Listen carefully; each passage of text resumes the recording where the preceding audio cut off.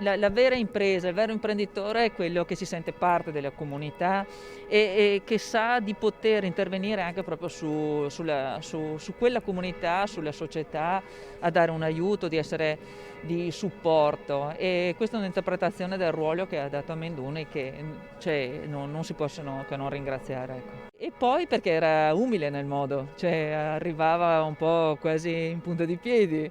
E poi dicevi, ma è Amenduni lui, eh? Cioè, Ma sicuramente la sobrietà, l'altruismo è stato una figura talmente grande, straordinaria. Poi aveva sempre una parola per tutti, lo si andava a trovare sempre con grande rispetto e con grande amicizia. Devo dirvi che anch'io, che sono nativa della Puglia, parlavamo di questo mare, di questo cielo meraviglioso e poi ha veramente voluto bene a questa grande città e quindi spero veramente che possa continuare a vivere e ad accompagnare i suoi straordinari figli e la sua straordinaria moglie.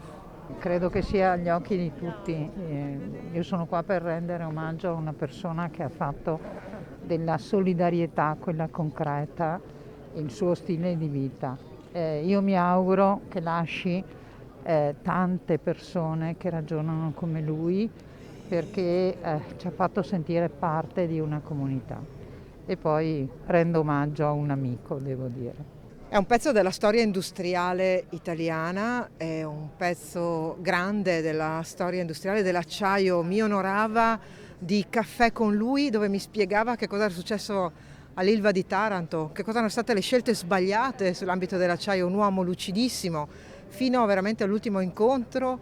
Io ne ho un ricordo molto bello, anche di grande affetto, mi trattava come una nipote, ma la verità è che questa è la storia industriale d'Italia e Nicola Amenduni rappresenta forse veramente la grande lucidità e la grande lungimiranza e tanto coraggio.